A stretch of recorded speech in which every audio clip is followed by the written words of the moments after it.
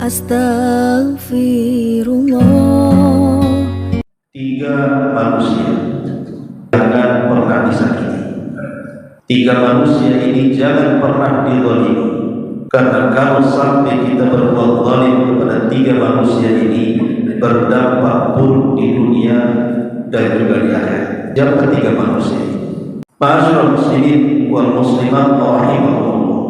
Sebelum saya akan menyebutkan tiga manusia ini yang kita tidak boleh melakukan kezaliman kepada mereka, sedikit kita berikan mukadimah tentang bahaya zalim.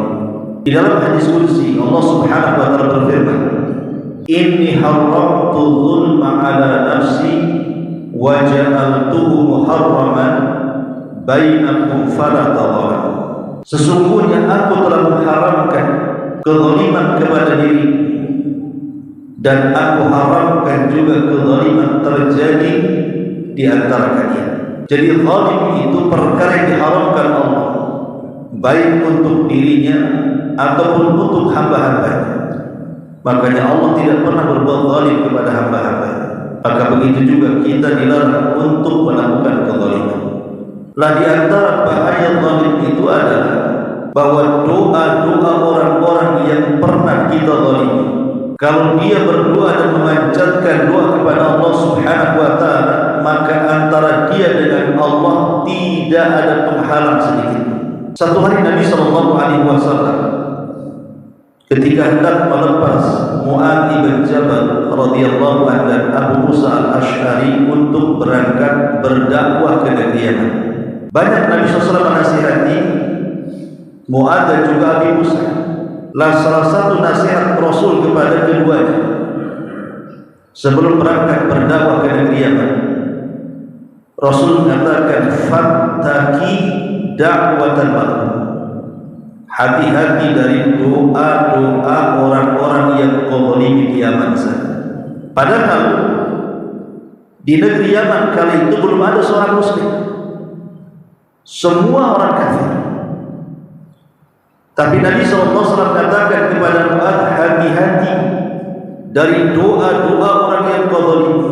Maknanya Rasul walaupun itu orang kafir, fa innahu laisa bainahu wa bainallahi hijab, karena antara dia dengan Allah itu tidak ada penghalang sedikit. Kalau doa orang yang dizalimi meskipun dia kafir itu mustajab, berarti doa orang-orang yang beriman yang kalau kita zalimi lebih mustajab. Makanya Allah Subhanahu wa taala akan berdiri di samping orang yang dizalimi meskipun dia kafir, bukan karena kekafirannya, tapi Allah tidak suka dengan kezaliman dan Allah senang dengan keadilan. Makanya Allah Subhanahu wa taala akan membela siapapun orang yang dizalimi, baik dia seorang mukmin ataupun kafir. Ma'asyiral muslimin, jamaah salat subuh yang dimuliakan Allah Subhanahu wa taala. Dahulu ada seorang penguasa gubernur Madinah, namanya Al-Burbuki. Al-Burbuki dikenal di zaman Khalifah Harun al-Rasyid. Dia penguasa Madinah atau gubernur Madinah. Entah salahnya apa, kemudian Al-Burbuki ini ditangkap oleh Khalifah Harun al-Rasyid, kemudian dijebloskan ke dalam penjara satu keluarga, dia dan juga anak-anaknya.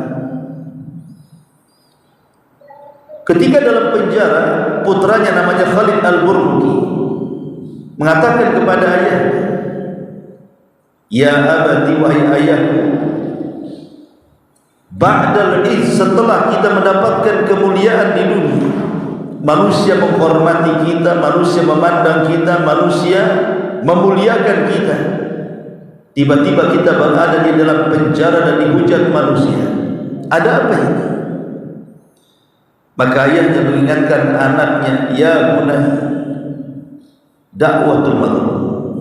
wahai anakku, boleh jadi ada orang-orang yang pernah kita zalimi semasa aku berkuasa. Kemudian dia berdoa kepada Allah Subhanahu wa ta'ala, dan doanya melesat ke langit. Sekarang kau lihat doa itu sebagaimana yang kita rasakan hari ini. Pelajarannya adalah lihat bagaimana doa orang-orang yang dizalimi, luar biasa. Sampai-sampai ada seorang sahabat yang termasuk al-mubashshiruna bil jannah, satu di antara 10 sahabat yang dijanjikan masuk surga, namanya Sa'id bin Zaid, yang menikah dengan adik daripada Umar bin Khattab radhiyallahu anhu, Fatimah. Sa'id bin Zaid ini dia berselisih paham gara-gara tanah dengan seorang Yahudi. Maka kemudian dia pun mengajukan bahwa itu tanah dia, bukan tanahnya orang Yahudi. Setelah kemudian di mahkamah, di pengadilan, mungkin kalau kita sekarang ini, dia pun mengatakan ini tanah-tanah saya, tapi orang Yahudi itu berani bersumpah bahwa itu tanahnya. Maka Said mengatakan, Rasul, bukankah kamu tahu orang Yahudi bisa saja dia berdusta, dan dia gampang saja bersumpah, karena mereka tidak takut dengan sumpah. Tetapi Rasul mengatakan, ya, karena engkau tidak mendatangkan bukti, maka yang mengklaim bahwa itu tanahnya, dia cukup dengan bersumpah saja. Akhirnya kemudian Sa'id pun kalah dalam persidangan, tapi dia berdoa kepada Allah Subhanahu wa ta'ala dengan doa yang sangat mustajab. Dia mendoakan kecelakaan kepada sang Yahudi. Subhanallah, selang beberapa waktu setelah doanya Sa'id bin Zaid, maka apa yang terjadi? Allah kabulkan sebagaimana doanya. Begitulah doa-doa orang-orang yang dizalimi, siapapun mereka, maka pasti akan dikabulkan oleh Allah Subhanahu wa ta'ala, tidak di dunia, di akhirat. Yang jelas Allah Subhanahu wa ta'ala berfirman, la ansurannaka walau ba'da hin, kata Allah, saya akan menolong kamu walaupun dalam waktu yang cukup lama. Tapi yakinlah bahwa doa-doa orang yang dizalimi itu mustajab.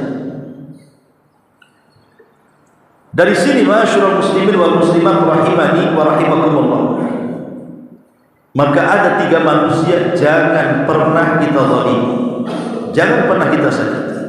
Sebab kalau sampai mereka berdoa, pasti mustajab doanya.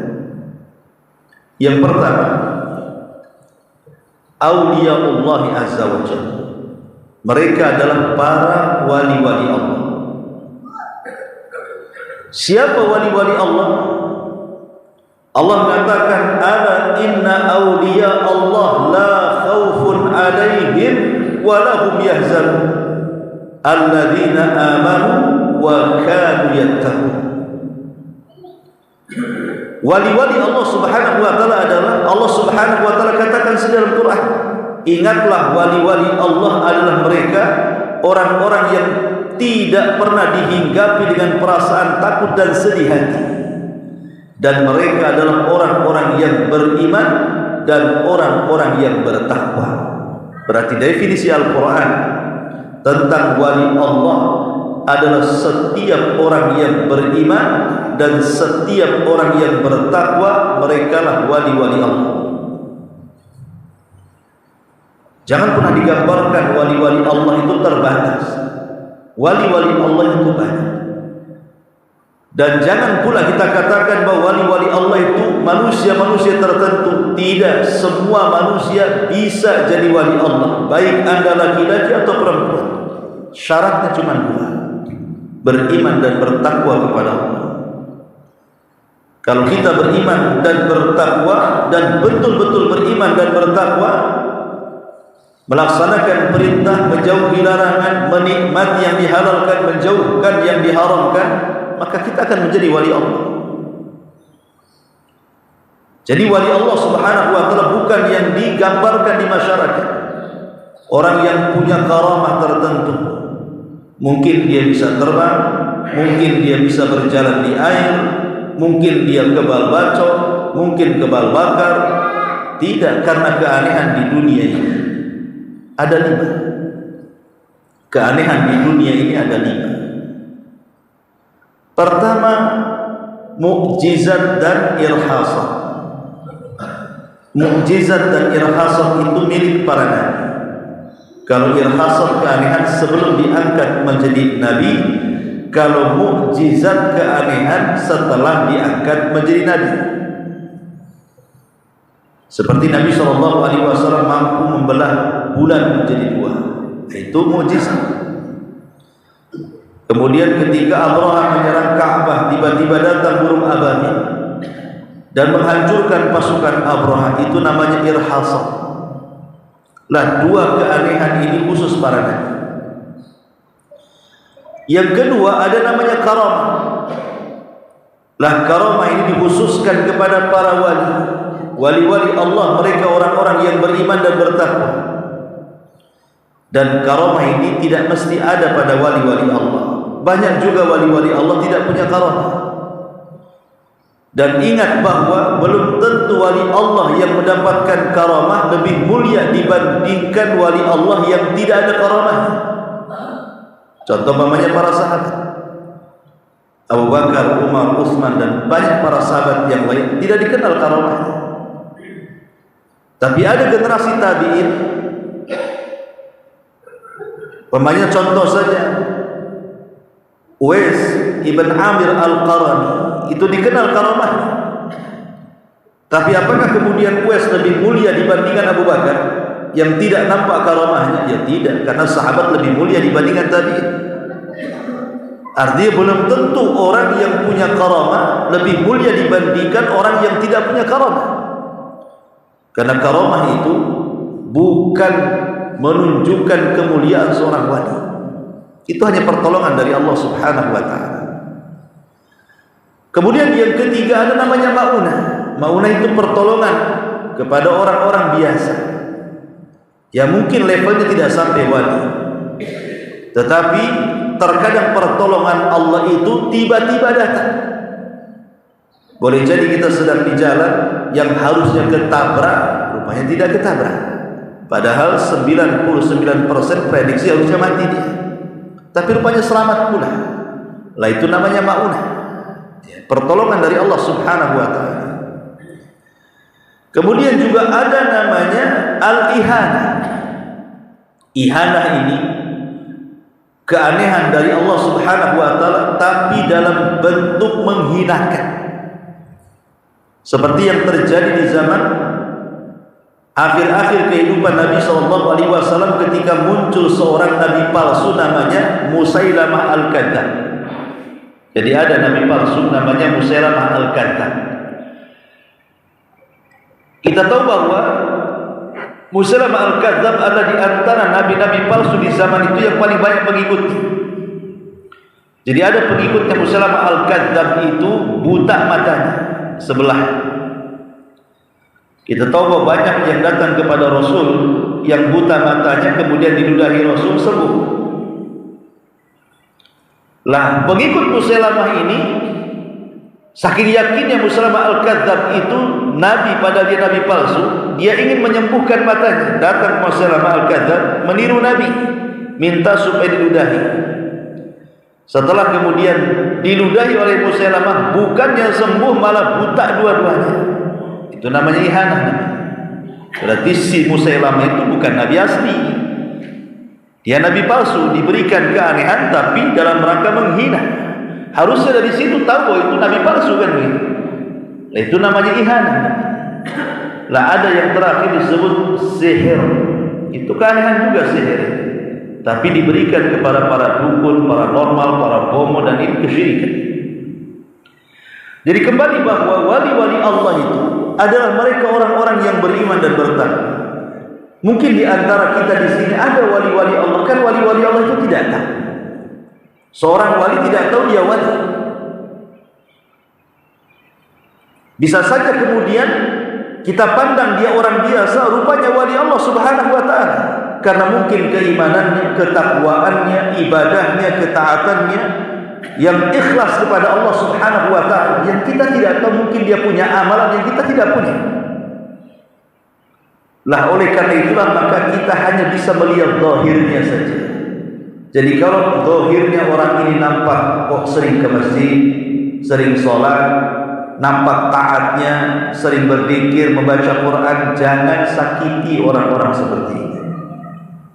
Ingat, jangan sakiti orang yang nampak kesolehannya.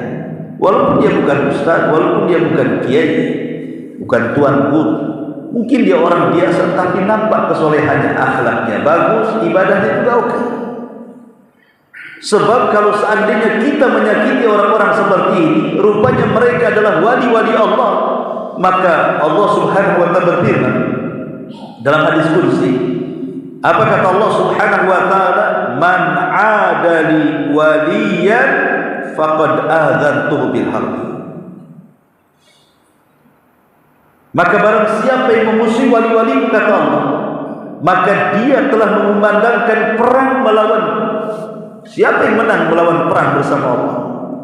Tidak ada yang bisa menang melawan Allah. Sementara Allah mengatakan siapa yang memusuhi wali-waliku, berarti dia telah mengumandangkan perang kepadaku. Man 'adali waliyan faqad adzantuhu bil harb. Siapapun yang memusuhi wali-waliku, berbuat jahat kepada wali-waliku, berbuat zalim kepada wali-waliku, maka sama saja dia telah mengumandangkan perang melawanku, kata Allah. Ma'asyiral muslimin wal muslimat rahimani wa rahimakumullah. Maka jangan pernah menyakiti mereka. Apalagi kemudian mereka sering terlihat ketika melaksanakan sholat fajar. Karena Rasulullah SAW mengatakan, man shalla subha fahuwa fi dhimmatillah. Siapa yang melaksanakan sholat subuh, berarti orang ini berada dalam lindungan Allah Subhanahu wa taala. Maka siapapun yang dilindungi Allah, maka dia tidak akan disentuh oleh apapun. Dan Allah Subhanahu wa taala mengatakan dalam Al-Qur'an, innallaha yudafi'u 'anil ladzina amanu.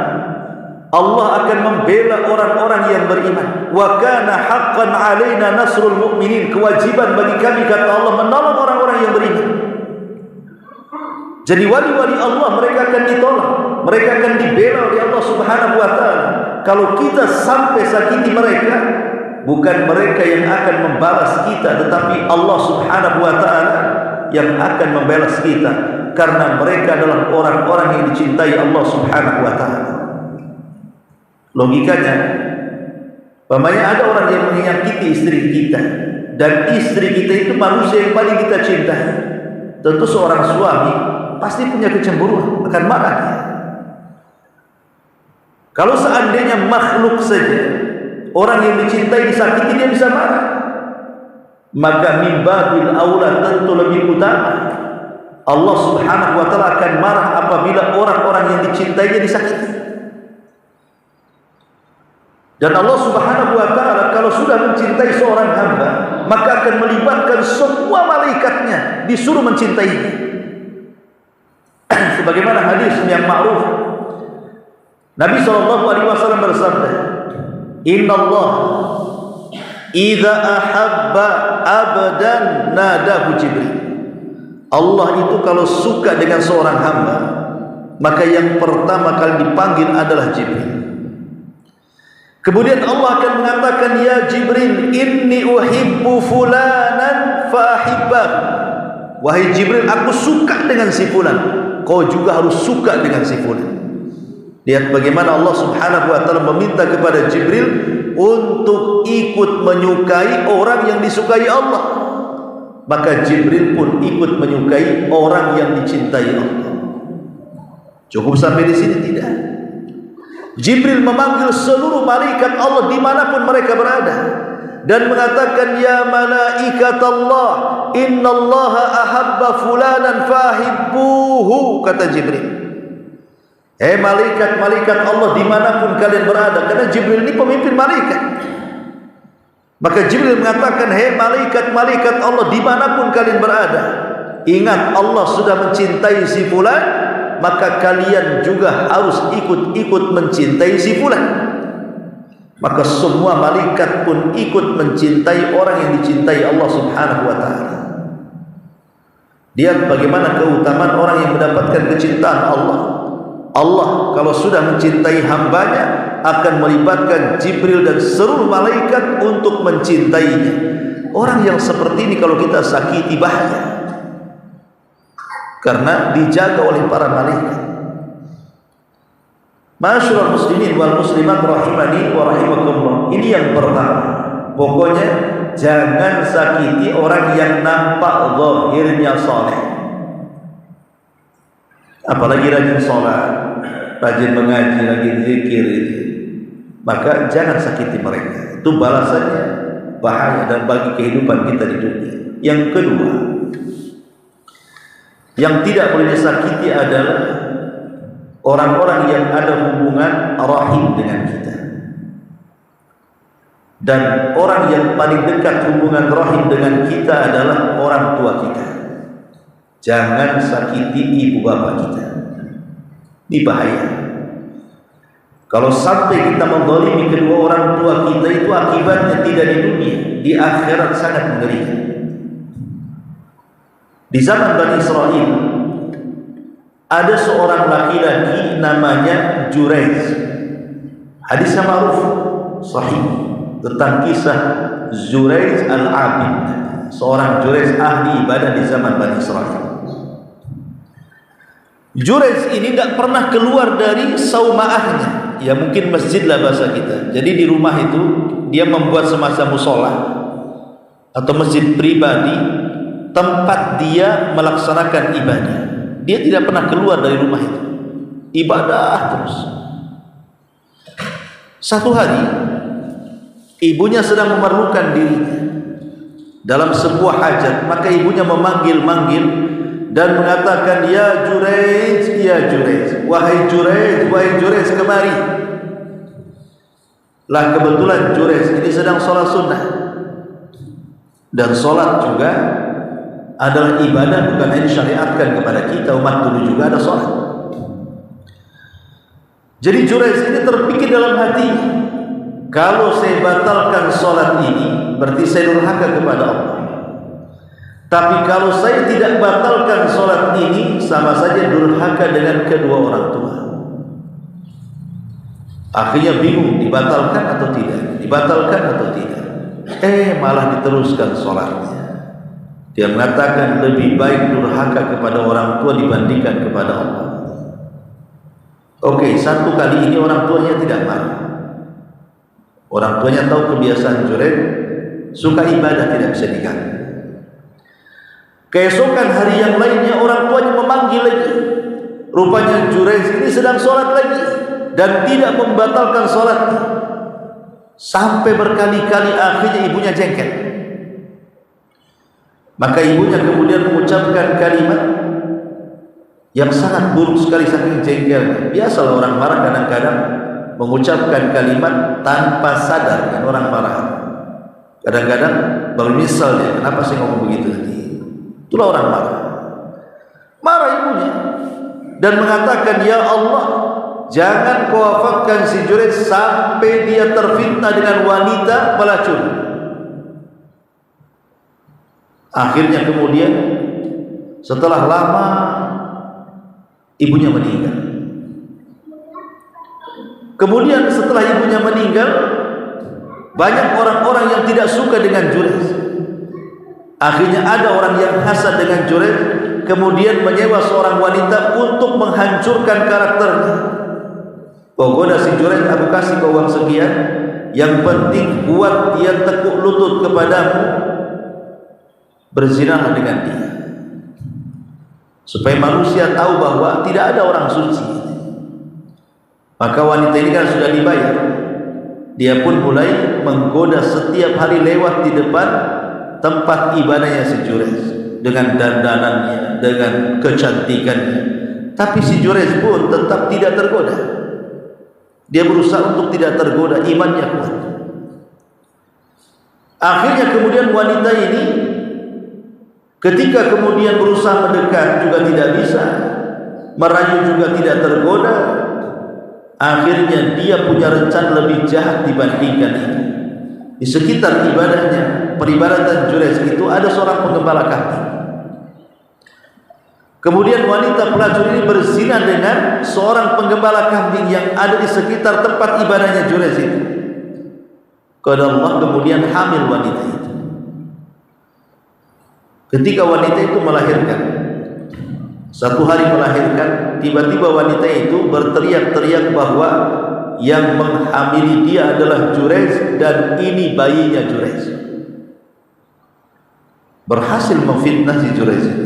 Maka satu Bani Israel yang ada di sekitar situ marah. Oh, rupanya nampak saja kau ahli ibadah, rupanya tak beda pula kau dengan kami juga. Kau juga suka dengan wanita pelacur. Akhirnya dirobohkan tempat ibadah. Setelah dirobohkan tempat ibadah, Jurayj pun dipukuli hampir mau mati. Kata Jurayj, sebelum kalian membunuhku, berikan waktu kepadaku untuk mengambil air wudu dan juga sholat 2 rakaat. Akhirnya Jurayj pun mengambil wudu, kemudian sholat 2 rakaat. Setelah sholat 2 rakaat, kata Jurayj, sebelum kalian bunuh aku, saya ingin melihat bayi yang dituduhkan itu bayiku, katanya. Akhirnya datangkan bayi. Maka Jurayj pun mencubit sedikit bayi itu dan berkata, man abu, siapa bapak? Siapa bapak? Subhanallah, ini keajaiban. Ada 4 bayi yang mampu berbicara di usia yang sebenarnya dia belum sanggup bicara. Salah satunya adalah bayi di zaman Jurayj. Kemudian bayi putra daripada Masyidah yang dicemplungkan ke kuali oleh Fir'aun itu bicara juga. Kemudian juga bayi Isa bin Maryam, ketika dalam buayan Maryam dia bicara, saya hamba Allah, katanya, untuk meyakinkan bahwa Maryam tidak berzina. Kemudian juga ada yang mengatakan yang keempat bayi di zaman Nabi Yusuf, ketika Nabi Yusuf digoda oleh Zulaiha, kemudian semua jendela dan pintunya ditutup, Nabi Yusuf pun kemudian keluar, nggak bisa. Rupanya pintunya terbuka, yang membuka suami Al-Aziz. Maka Yusuf mengatakan, saya tidak bersalah. Kata Al-Aziz, siapa saksi kalau kau tidak bersalah? Tiba-tiba ada seorang budak membawa bayi bicara, jadi saksi. Lah salah satu kembali bahwa itu 4 bayi yang bisa bicara. Kalau sekarang ya nggak ada bayi bisa bicara, kecuali punggungnya ada baterainya. Nah, itu namanya robotnya. Ini kan keajaiban dunia. Lah tiba-tiba ketika bayi itu dicubit, kemudian dikatakan, man abuk, siapa bapak? Kata bayi ini, abi ar-ra'il ghanam, bapakku penggembala kambing. Ngaku tuh bayi itu. Coba sekarang kalau bayi-bayi bisa bicara, siapa bapak? Enggak ketar-ketir tuh orang sekitar. Dia nunjuk pula kan itu. Lah dari sini syahidnya, akhirnya mereka pun menyesal, kemudian membangun kembali dan berjanji akan membangun tempat ibadah di Jurayj dari emas. Tapi Jurayj mengatakan tidak, kembalikan kepada semula. Dan mereka pun menyesal akan perbuatannya. Syahidnya apa di sini? Lihat bagaimana terkadang doa orang tua itu baru akan dikabulkan Allah setelah lama, baru dikabulkan. Jadi tidak mesti hari ini doa orang tua itu mendoakan guru kepada kita hari ini pula kemudian dikabulkan Allah. Tidak, terkadang lama baru dikabulkan. Seperti ada seorang syekh bercerita, ada seorang ibu saking keselnya sama anak itu belum balik, nakal, ya mungkin usia 13 tahun, 14 tahun. Ya, sekarang lagi viral juga itu yang ada yang memperkosa di mana itu anak-anak juga itu. Ya kan? usianya ada 12 tahun, 13 tahun, kan udah kurang ajar. Intinya bahwa ada seorang anak itu nakal senakal-nakalnya. Tiba-tiba kemudian ibunya saking jengkelnya mengatakan, "Nak, kalau kau nakal semoga ada peluru bersarang di kepalamu." Tanpa sadar spontan ngomong begitu. Sebenarnya nakut-nakuti saja. Tapi itu kan doa buruk tuh masalahnya. Jadi setelah kemudian lama berjalan, anaknya pun sudah dewasa, ibunya pun sudah tua. Kemudian setelah dewasa anaknya diterima di kepolisian atau tentara. Itulah ketika saat latihan adalah kawannya main-main dengan pistol. Disangka tak ada serongsongnya, tidak ada pelurunya. Kemudian diletakkan di kepalanya. Rupanya masih ada satu tanpa sadar. Pas pelatuknya kemudian ditarik, melesatlah tuh peluru itu masuk pula ke kepalanya. Akhirnya ya namanya masuk kepala, koma dia. Pas diberitai ibunya, ya ibunya sedih lah kan gitu. Tapi setelah melihat anaknya ada serongsong peluru di kepalanya, dia teringat di masa kecil dulu anak ini ibunya pernah ngomong begitu. Semoga serongsong peluru itu ada di kepalamu. Itu ngomong sebelum balik tuh. Sekarang sudah tua, sudah dewasa, masuk di kepolisian atau mungkin ketentaraan gitu. Rupanya dua orang tua itu terkadang pengabulannya lama. Kita tidak tahu. Maka jangan berusaha memancing orang tua sehingga mendoakan buruk kepada kita. Anggap saja walaupun orang tua salah itu anggap benar aja lah kita. Kan ada orang-orang tua itu kadang-kadang ya, walaupun sudah sakit parah, ada sebagian orang tua itu yang memang tipenya tukang marah-marah. Makanya kalau seandainya kita bandingkan, kita ini punya bayi usia setahun 2 tahun lah kita rawat, dengan merawat orang tua yang sudah 70 tahun 80 tahun itu kan kurang lebih saja, karena sama-sama tidak berakal kan. Orang tua itu kalau makin tua kan hilang akalnya. Tapi bagi kita masih enak merawat anak-anak kan. Kalau merawat anak-anak yang tidak berakal masih ada lucu-lucunya, ketawa-ketawanya kita. Tapi kalau merawat orang tua 80 tahun mana ada lucu-lucunya. Kita pula diomelin terus. Kadang-kadang jengkel gitu ya. Kadang-kadang doa pula jelek, kapan dia mati katanya. Repot juga kadang-kadang saking jengkelnya. Lah disinilah perlu kesabaran anak. Jangan kemudian menzalimi mereka. Sebab orang tua itu kalau dizalimi, apalagi dia orang awam, terkadang sumpah serampahnya itu mengerikan. Maka jangan sampai terjadi ini di dunia, bagaimana pula di akhirat. Maka Rasulullah SAW mengatakan, "Ma min dzambin ajjalallahu uqubatahu fid dunya qabla al-akhirah al-baghyu wa qati'atur rahim." Ada dua dosa yang Allah segerakan hukumannya di dunia sebelum akhirat. Pertama dosa al-baghi, artinya kezaliman, wa qati'atur rahim, dan memutus silaturahim. Ini hukumannya disegerakan di dunia sebelum akhirat. Dan yang terakhir, jangan sakiti orang lemah. Jangan sakiti orang miskin. Umpamanya kita ini punya pembantu, kita sakiti pembantu kita. Kita ini punya perusahaan, kita sakiti pula karyawan-karyawan, orang-orang yang lemah. Jangan sakiti orang-orang miskin, orang Arab, apalagi mereka posisinya anak yatim. Apalagi posisinya bukan hanya miskin tapi fakir. Apa sih bedanya fakir dan miskin?